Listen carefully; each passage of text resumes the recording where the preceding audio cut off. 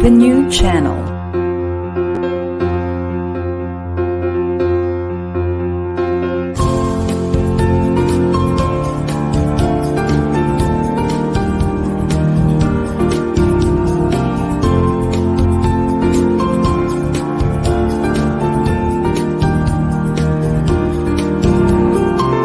The new channel. Hashtag TNCNow.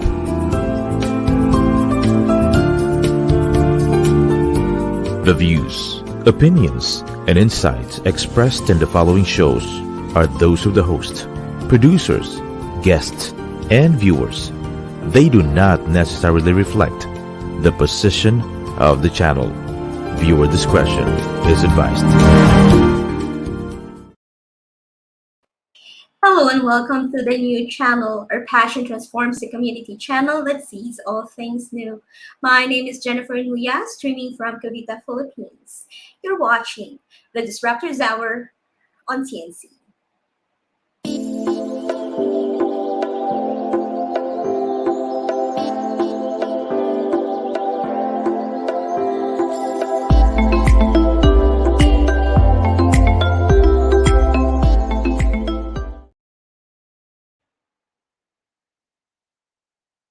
We're thrilled to have you here and can't wait to deep dive into the ever-evolving and dynamic topics of leadership, transformation, change management, disruption.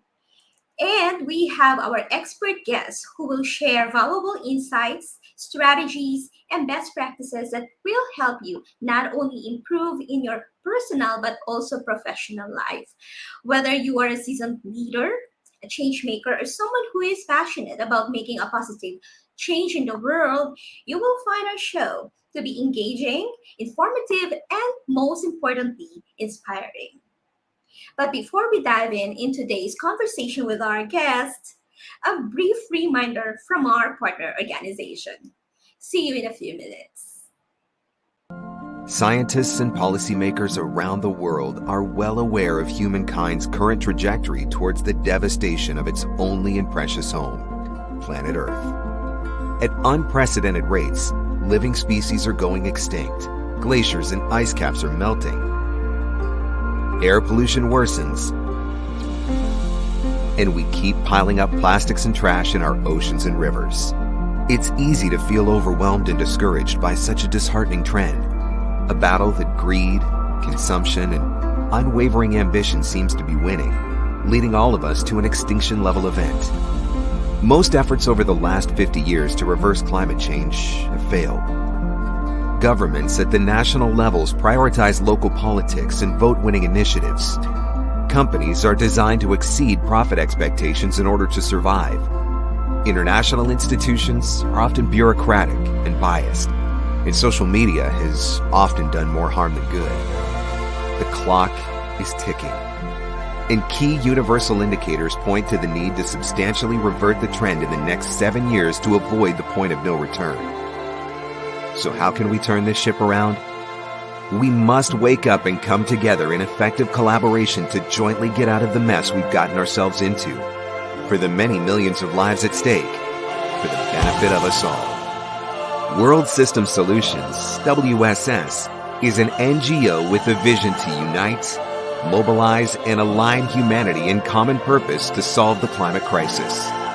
WSS offers educational and climate change awareness workshops, guided by profound ethical and spiritual values, and a conviction that through consciously choosing to collaborate, we can reach our personal and collective potential and synergistic cooperation to reverse the climate crisis and reach harmony amongst ourselves and with our planet.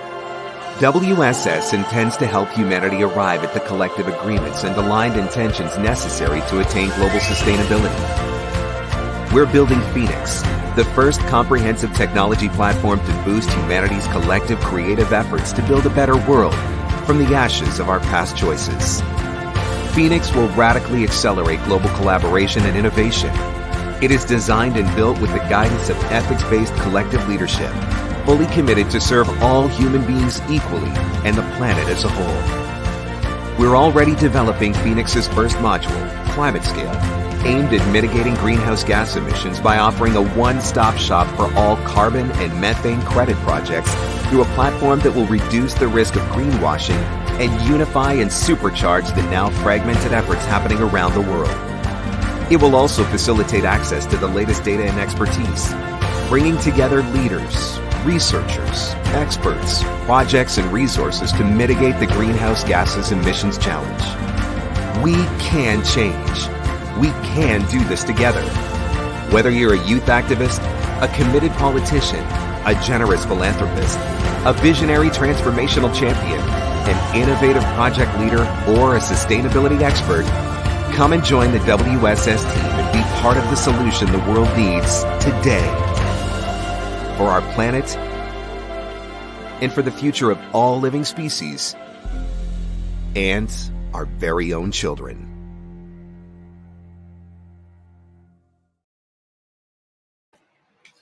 The world transformation process will affect all of us, and every voice is relevant as we move the needle on climate action and environmental protection in the next 5 years.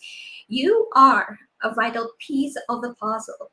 Our collaboration will be the thread that weaves together the fabric of our efforts into a harmony quilt for the planet.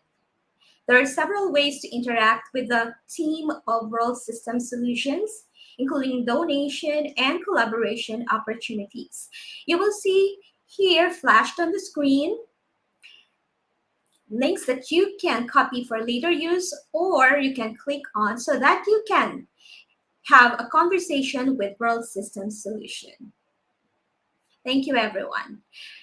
Now, today, I am happy to welcome to the Disruptors Hour, Kevin Allen. Kevin is the energetic and creative Chief Community Officer at OpenExO.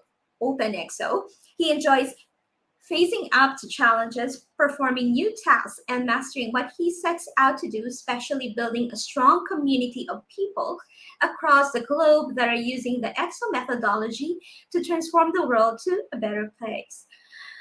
He believes that we live in an abundant world and look for ways to impact those around him with positivity, especially through exponential technologies.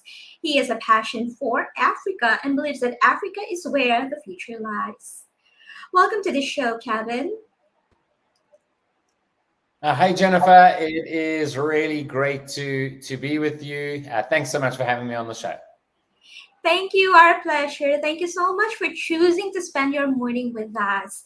Now, I'm curious, what is your day like as the Chief Community Officer at OpenExO? Well, Jennifer, to say what is my day like is a very difficult thing to answer, because there are no 2 days that are alike, given the size of our community and what we do. But pretty much a typical day does start fairly early in the morning for me, and it essentially is about checking Discord, checking WhatsApp, checking email. That's pretty much the start of my day. Looking for, are there any particularly urgent matters, anything that needs to be looked at and followed up with. And ultimately, we're a global team. I'm based in South Africa. We have team members in Europe. We have team members in the USA. So a morning for me will obviously start with a lot of information that's come across from the team whilst I've been sleeping. And so ultimately, it's also trying to catch some people maybe on the west coast of the US before they close off their day in order to get certain things followed up on. Within OpenExO, we have very few meetings. We have 4 set meetings that happen, and otherwise everything runs asynchronous, which I think is really important in a global organization and in a decentralized organization like ours. But other things that are fairly typical in my day is every second morning I definitely go for a run. I think that's quite important. I'm not there doing it every day yet, but at least 5 kilometers is a nice way get the day started. And a typical day usually ends at probably about 10 p.m. for me, my time. Starting at 9, so it looks like a long day, although it is a fairly flexible day. I mean, Mondays I have a vocal lesson in the middle of the day, right? And because that middle of the day often is a break time, so that I can structure my day so that I'm most productive when our team members, potentially. So I guess that's a sort of quick answer to what a typical day would look like. Thank you for sharing that, because I was about to ask, how do you manage connecting everyone from different time zones and different continents? So you mentioned that, but then the middle of the day you get some time, right? Some me time, take care of yourself. That's very good. All right, so absolutely, and obviously using social tools is so important. So we've chosen Discord as a tool, and that's because we can use it internally within our team. We can also use our community, and we'll get more into speaking about community today. I'm very sure about that. Now, how did you start with the OpenExO? What inspired you to use the ExO methodology? So I first read Exponential Organizations, the original book, back in 2015. So that was sort of just as it had been released, and ultimately, I was working in a startup, a tech startup, and our CEO said everybody has to read this book, and as I read it, I just realized that a lot of the way I think and the way I do things was right there within the book, right? And ultimately, I then said, how can I find, like-minded people that think like this? Obviously, they are other people who've read this book. And so that's when I went online searching for, for like-minded people, searching for a community. Given that community and crowd is an attribute in EXO, I thought there must be a community. And that's when I did find the early community and went through the EXO coach certification. That was then in about 2017. And at that time, I had left the startup, and I was actually consulting, and ultimately, just being an active community member, really trying to leverage the model, asking lots of questions, giving people ideas and tools that I'd created. I ultimately joined the core team in order to help grow the community. And at that time, we were really small, just a few hundred people within the community. And so I joined the core team to grow and engage the community so that we can make an impact, reach our massive transformative purpose. And we can speak more about what that means. In order to transform the world for a better future, we need lots of people. And so that's sort of how I got involved. You mentioned you only started with hundreds of people in the community, and now how many thousands of people are there all over the globe? Well, I mean, it was a very interesting ride. So probably within the first 6 months of actually having someone focusing on community, going out there speaking, engaging people, we went from 300-400 to 6,000. It was crazy insane. And a lot of people interested because there are these like-minded people and people saying, oh, here's this community that I've been looking for such a long time. And that now has grown to around 32,000 people in 135 countries at the moment. And so it's really been explosive, although we still believe, if you know an exponential curve, we still believe we're right at the bottom. We're not even on the exponential part yet. Our goal is by the end of 2024 to have a community of at least 1 million people. Wow. Now that does change things completely, right? Where the way you manage the community obviously completely changes between a few hundred, even up to where we are now. But yeah, that's pretty much been the trajectory. Quite crazy, but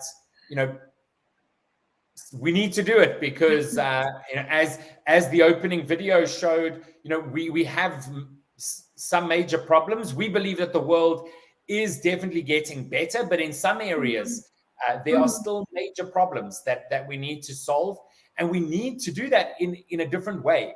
We can't solve the problems that we've made with the solutions of the 20th century. And so organizations have to change the way that they are structured in order to be flexible, in order to be agile, in order to leverage new technologies. If you keep your same structure as an organization, when you try and leverage these new technologies, you often have failure because ultimately you're using an old paradigm of thinking. And so it's so important, what we're trying to do in the world. Thank you for sharing that, Kevin. That's very remarkable that in just a few short years, you were able to exponentially grow the community.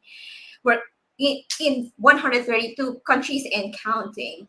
From the last time that I've checked it, we already have, at least for the coaches only, we have around 7,000 plus, right? And there are other who are in still doing their ExO consultant certification, and other people who haven't taken the other certifications as well. Now, with other things that are, when we're doing something really big and exponential, we're doing something positive for the world, there are some birthing pains. So you mentioned that it was crazy, right?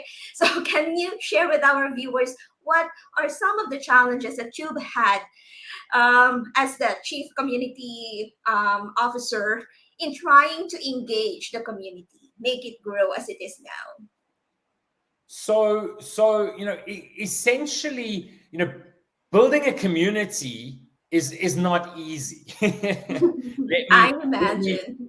Let me just be clear. And building an engaged community is also not easy. But the first thing I would want to say is that, and this is mentioned in a lot of community building literature. A great book is a book called People Powered by John O'Bacon. And what you will find within a community is pretty much a 99-1 rule, where 90% of your community are watching what is happening, 9% are engaging, and 1% is actively engaged.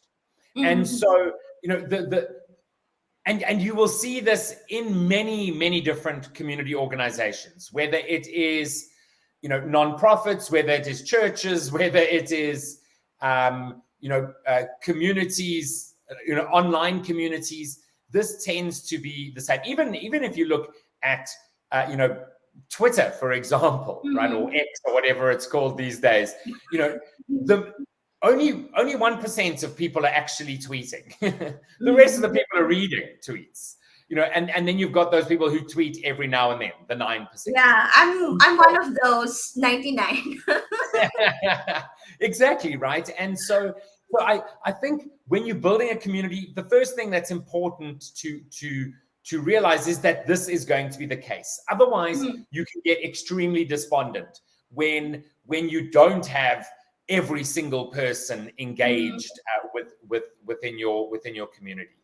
So that's super important to remember right at the front. The next is that you have to build a shared purpose, right? So within the ExO model, we have a massive transformative purpose as the most important thing for an organization. And so you need that shared purpose for an organization, and you need to be constantly making sure that is the purpose that you're moving towards, right? And as a community grows, there can be pockets within the community that are trying to go perhaps in a different direction, right? And as the community grows, suddenly that closeness of the community feels like it's starting to disappear. And that can mean that, especially, very early adopters, they might feel like everything is changing. It's not like it used to be. And you really have to work hard at keeping the connection small, but as the community grows. And so that requires, and perhaps we're often pretty bad at this, so I'll just be honest, it requires a really good communication. Now, when it comes to communication in a world we live in, that's also difficult, because how do you communicate with people? You have to communicate with them, on you might think, oh, I'll send you an email and you'll read it. No, not always. So you need multiple different touch points. You even have to market back into your own community. And so yes, you want your community seeing your ads on YouTube or on Google or on social media. So you need to be speaking to your community, in a number of different ways. And that can often be really difficult. You need to be good at appreciating your community and recognizing your community, recognizing what's being done.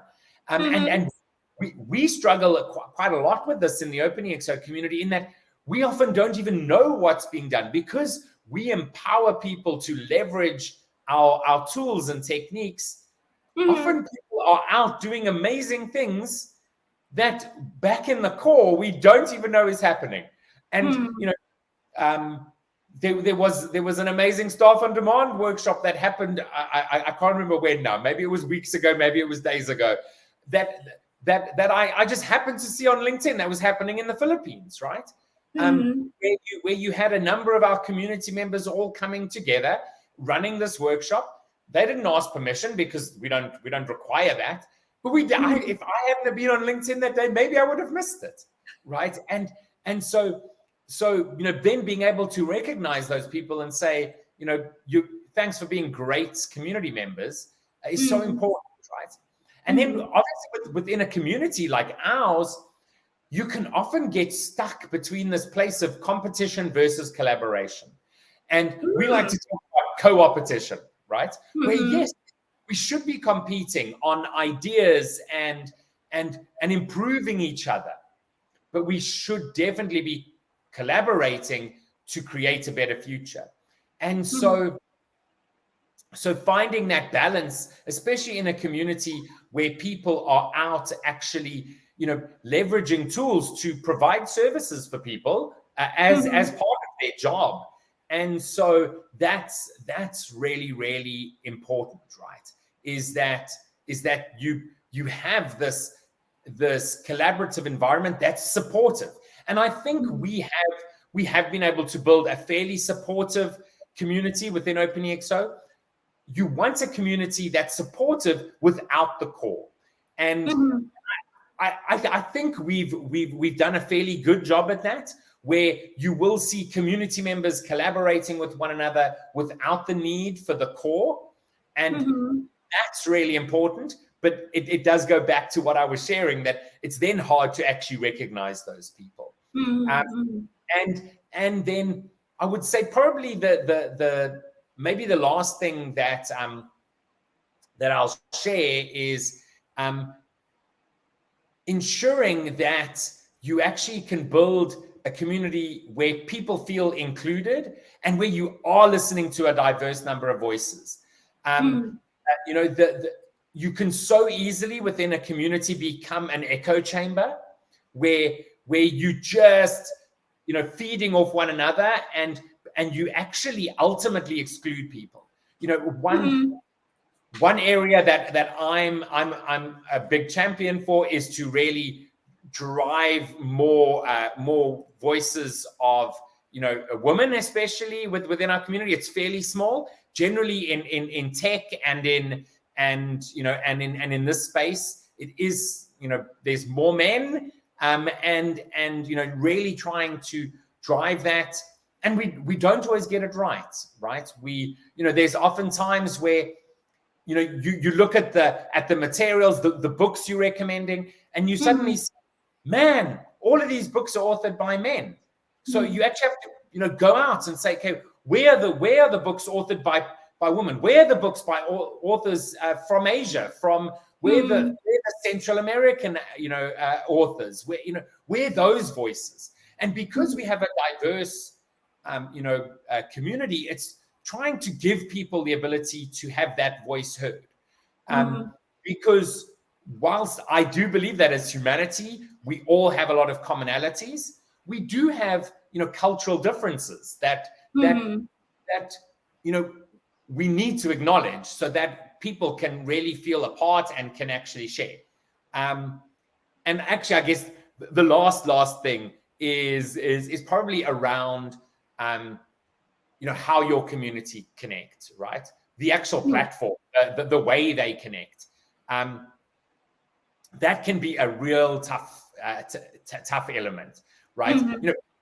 We've built a platform. We've made a lot of amendments to it. We've made mistakes. We know that people gather in places like on WhatsApp and like in Telegram groups and on LinkedIn.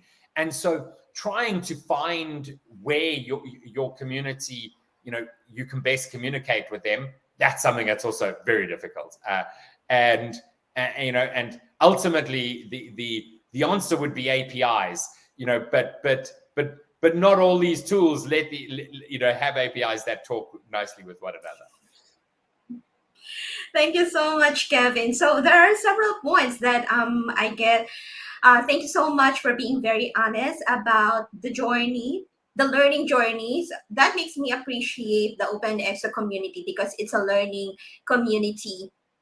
We learn as we grow. And again, you also pointed out about creating an echo chamber. So that reminds me of a quote that says, if you are the smartest person in the room, you're in the wrong room.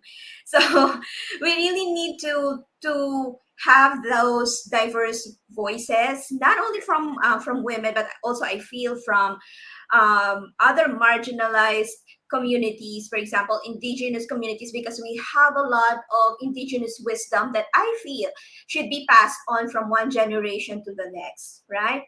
Absolutely. And again, going back to the supporter of this channel, when it comes to the climate, there's so much indigenous wisdom that we should be tapping into, using technology and data, but anyway, that's a whole other topic. Something I'm quite passionate about as well.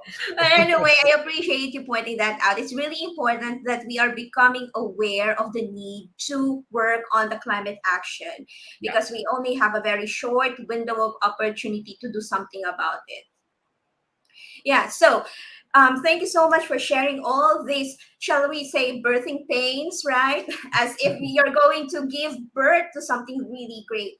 So when we come back, we'll go for a short break. We'll talk about what makes it meaningful for you to continue working on the OpenExO community, and what do you feel will be the evolution of the community in 5 or 10 years from now. Perfect. All right. Wonderful. So dear viewers, please continue tuning in. When we come back, we will be speaking once again with Kevin. So take this moment to reflect on whatever you have heard and see if there's something that you can immediately apply, not only in your personal, but also professional pursuits. See you in a few minutes.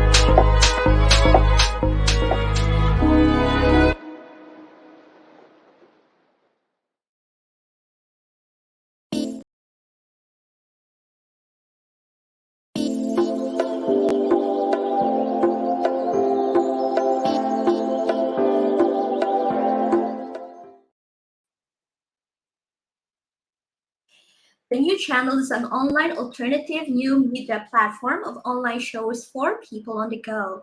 We know you're busy, so we've made it easy for you to enjoy your own customized playlist of engaging, authentic, and original content. TNC is your passport to a world of Filipino talent, global influencers, cultural intelligence, and ingenuity.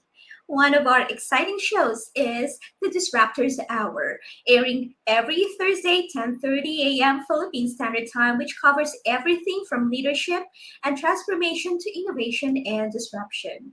And the best part is you can watch our life-changing show anytime, anywhere, live or on replay via Facebook or YouTube. Follow us on IG, listen to us on Spotify and Apple Podcasts. Just search hashtag at TNCNow. We're always looking for new partnerships and sponsorships. So if you're interested in working with us, please email now@thenewchannel.com or send us a DM. We're excited to see what we can achieve together. Dear viewers, thank you so much for always choosing to spend your Thursday morning with us here at the Disruptors Hour. So I'm happy that we have Kevin Allen with our season ender because we always believe that we save the best for the last. But we will be again, seeing each other very soon. So let me call again Kevin Allen on the show. Thanks, Jennifer, for saying you're saving the best for last. You Yes, of course. making me smile while I'm off screen. You are the best in what you do, Kevin. In case someone has not mentioned that to you before. Thank you so much. All right, so Kevin, so what is the most fulfilling or meaningful part of your work building community and spreading the ExO methodology? So I number one would be connecting with amazing people, right, from across the globe. You know, people such as yourself. You know, it's just so inspiring to see what is happening in different pockets around the world, and I'm talking, you know, almost 135 countries, right? I haven't met everyone in all of those 135, but have absolutely tried to, as much as possible, do exactly that. And you know, hearing stories, you know, of and meeting people from, you know, Malawi through to the Philippines, through to India, through to Pakistan, to Colombia, you know, Chile, the US, large parts of Europe, many different African countries. It's just so amazing, right? Really being able to connect, see what people are doing, see how they're leveraging exponential organizations to make a big impact in so many different areas. You know, we have a community that is interested in so many different areas, whether it's, you know, climate change, regenerative agriculture, the circular economy, design thinking, you know, people in manufacturing, people in different sectors, in the medical sector, so many people looking at the future of medicine, the future of education, people in journalism. It's just such an amazing community. So then facilitating that knowledge exchange, so inspiring, right? And ultimately, you know, potentially empowering a transformation towards, as we often say, towards a more Star Trek type future, towards a future that looks at our similarities and says, how can we benefit from that? A future that says, how do we collaborate as a globe to solve our global challenges, right? So being able to actually make an impact in those global challenges, right? You know, that's extremely fulfilling. And as I said, promoting this collaboration, you know, nothing makes me feel like more, I guess, proud of what we've done when you find this company that's got, one person from Vietnam, one person from Nigeria, and someone from Colombia all working together. It just reminds me of the humanity we have and the possibility that we have. To actually drive to transform the world for a better future, right?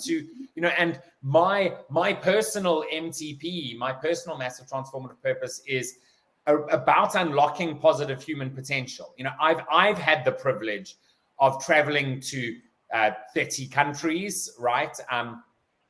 Which is far from the goal of at least 100, but well, I guess a third of the way, but almost a third. But I've really had the privilege of just meeting so many amazing people, and also being reminded of our similarities as humanity, right?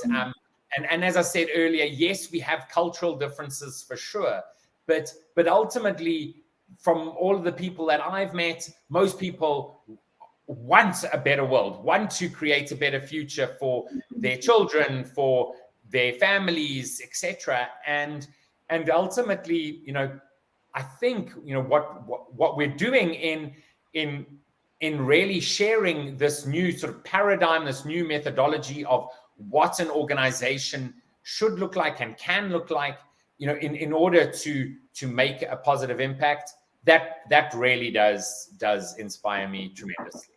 Yeah, I hear you and I feel you. It's easy to feel alone in a sea of 7 billion people in the world, right?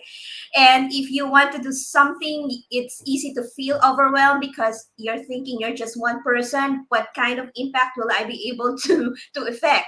But this one right here is the reason why I'm also a part of the OpenExO community, because it's really wonderful to connect with people from around the world who have the same heart, right? The same feeling for humanity, that yes, we messed up, but we can do something together to fix this mess up, not only for ourselves, but also for our children and our children's children. Yeah. Now, I wonder, how do you see OpenExO community in the next 5 to 10 years? And also, how will we evolve in using the exponential technologies, especially now that it's really noisy in the news about the use of AI, robotics, and other technologies? No, absolutely. So, I mean, as I said earlier, I mean,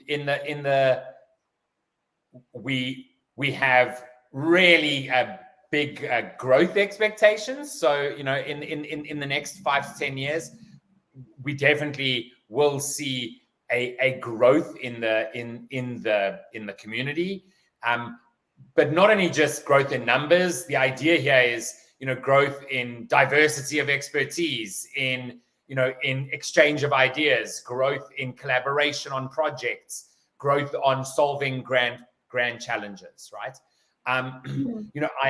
I definitely see much more collaboration moving into the future.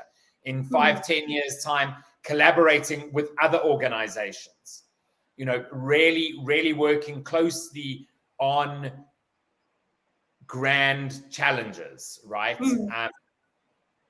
I see many more exponential organizations. We call this the decade of the ExO. And ultimately, the main reason being that in order for us to solve the challenges, the challenge of climate change, still many challenges around poverty and access to water and access to healthcare and access to education that we still have, we are going to need to have exponential organizations doing that. And so ultimately, we definitely are going to be seeing an increase in the adoption of new technologies. And as you've said, ultimately the way technologies sort of come into the mainstream, we all maybe have in our heads, especially those of us who are over 30 at least, have know the Gartner hype cycle so much that we think that is the only way that new technologies are going to come about. But ultimately, the issue with that cycle is that things can get to the hype when they're not even on the knee of the exponential curve. So, for example, the metaverse, everyone's saying now saying the metaverse is dead, it's never going to happen. But no, it actually reached the hype way too early. Okay, because all the technology is not there yet. The technology to be able to project images for you to actually be in them, having a massive device on your head, it's not comfortable. It's not going to reach mainstream that way, right? And so within the next 5 to 10 years, there are so many things we don't even know. I mean, Ray Kurzweil's predictions of the next 10 years is going to have more technological new technologies in the last 100 years, right? Yes. So we can't even fathom that. So what's important for us at OpenExO is that we are doing this in a way that makes the world better, right? That we are really pushing the importance of an exponential organization, because right at the core of an exponential organization is a massive transformative purpose. And so it is so important that we really drive this, because we want to make sure that all these new technologies are being leveraged for massive transformative purposes, for positive change, right? Yes. And so that's definitely a big part of the next 5 to 10 years. We're also going to see new ways of collaborating that we never even knew existed, right?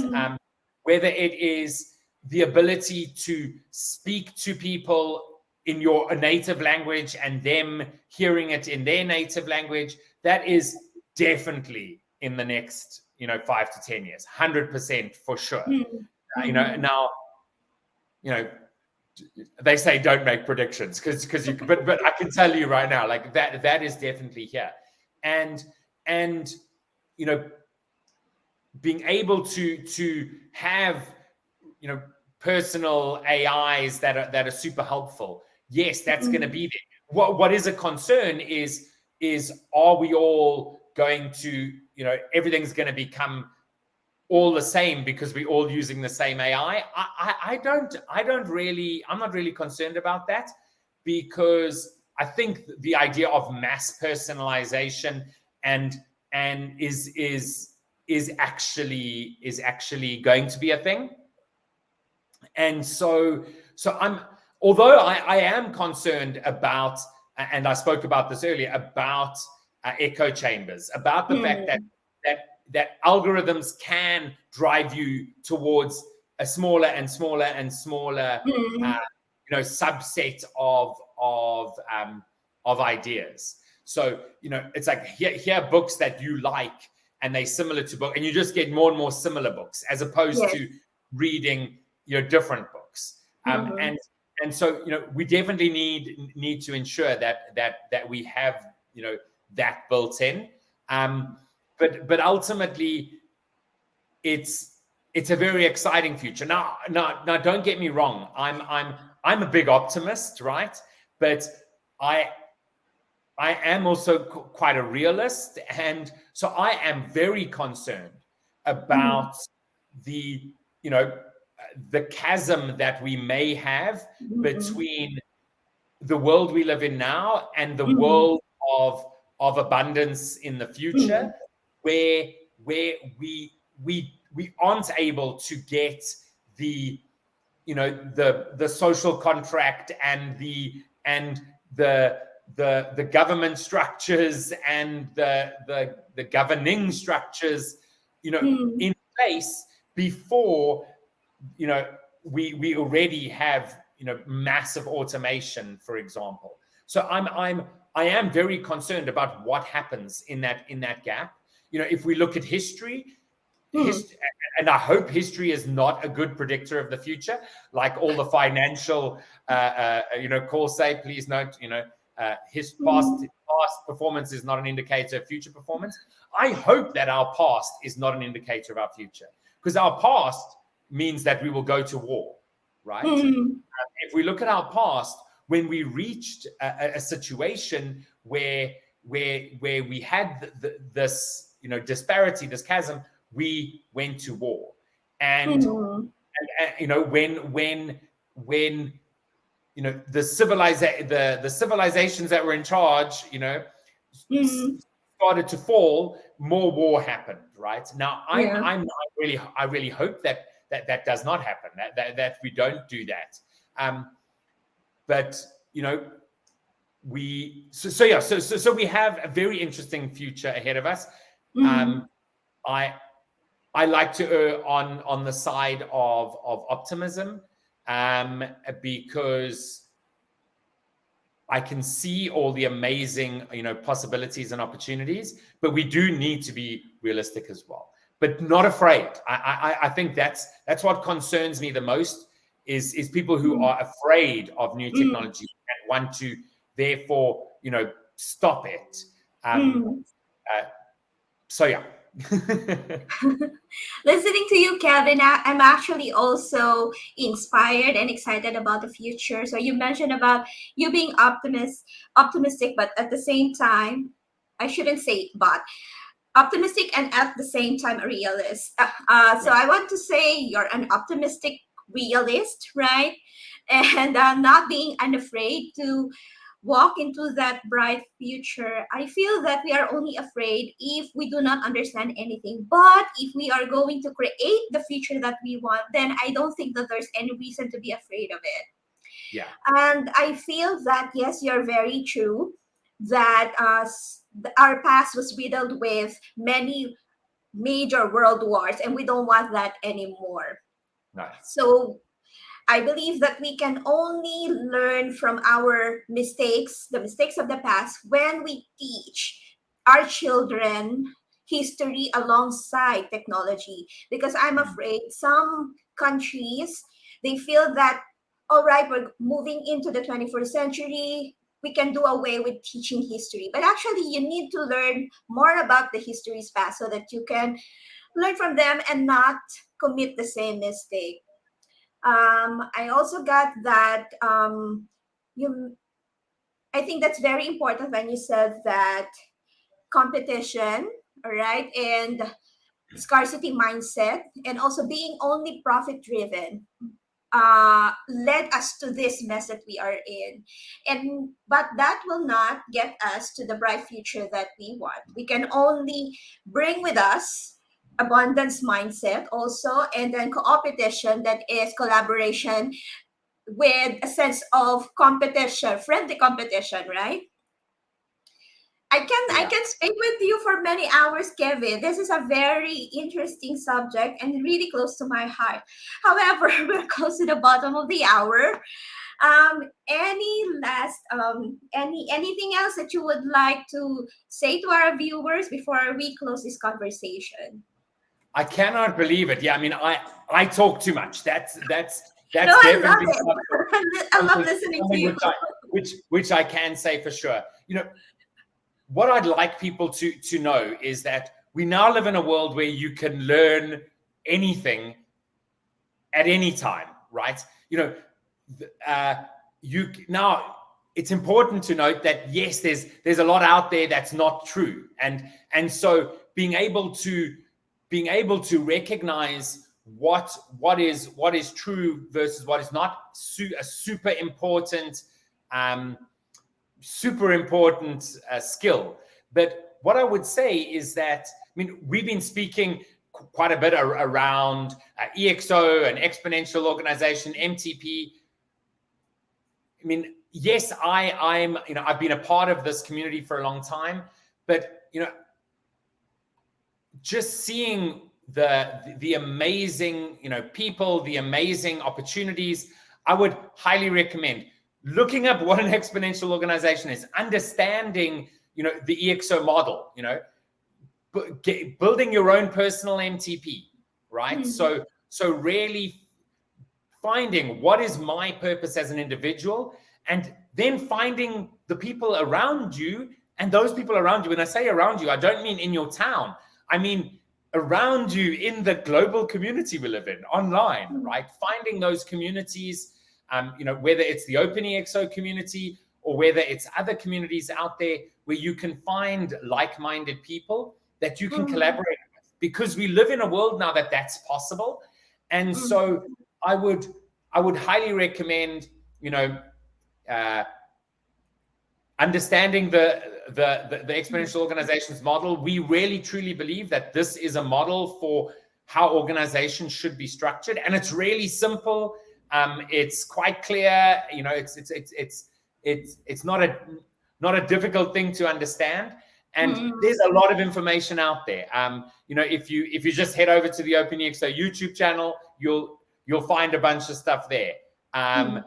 Or the OpenExO .com website. So I know I'm biased, but ultimately, that's something I would definitely say that you should do. And no matter where you are, I understand that access to the internet is not equally spread. It's something I believe should be a bit more of a human right, because I truly believe that you can get information and you can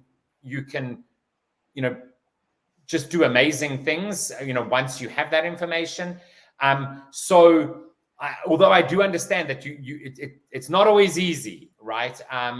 But really anything is possible. And so having that mindset, that abundant mindset, that mindset that says, we can grow, so important. And I guess I'll leave you with this, with the quote from E.O. Wilson, which says, that ultimately we live in a world where we have Paleolithic emotions, right? Our emotions haven't changed for hundreds of thousands of years. And we have medieval institutions, right? Our governments also haven't changed for hundreds of years, but our technology is often godlike, right? Which is why it scares so many people. And so understanding those paradoxes really helps you to then understand why you feel conflicted inside. Yes, sometimes I see AI and I get scared. I see those robot videos, and there's a part of my brain, the Paleolithic part of my brain, which says, that's scary. But knowing that then allows you to say, how do I react? Yeah. That's a very insightful quotation. I didn't really. Yeah, I'm pretty sure that some of the structures are medieval, but I didn't really. This is the first time I've heard about us having Paleolithic emotions. Really interesting. Thank you so much, Kevin. I learned a lot from you today, and I'm sure that our viewers also learned a lot of actionable insights from this conversation. So how can they continue connecting with you through social media? Yeah, absolutely. So I'm I guess fairly active on LinkedIn, although I'm part of the 9%. I'm not a 1% LinkedIn person. Definitely not posting every day. But I do check it most days. So if you want to connect with me there on LinkedIn, I'm also probably a 9% Instagram user, but do check things out there, and then obviously on the OpenExO community. So whether on our community platform or in our Discord, that's pretty much where you will find me. Okay, so you can check out kevinallen.com, right? And then also he's on LinkedIn and on Instagram. So thank you so much again, Kevin, for spending your morning with us. It's a pleasure. The website is kevinianallen.com. I don't update that very often. All It's just right. a static page, but you can connect with me through there. But it's been wonderful, Jennifer. It's always great chatting to you. And I love seeing what's happening in the Philippines. We can have an Exponential Philippines. Yes, why not? And so thank you so much, and all the best with, I guess, your break until your next season. More power to you, Alan, and your endeavors. Awesome. Dear Thank you so much. viewers, thank you so much also for spending your day with us, with Alan and myself. Thank you so much also for tuning in to the Disruptors Hour every Thursday morning, 10:30 a.m. Alas, as I've mentioned earlier, this is our season ender, but do not be sad because we will be again on air soon. All right. So just you can again always watch the replays on Facebook, on YouTube, also on IG and Spotify and other platforms. Until then, take care and God bless everyone.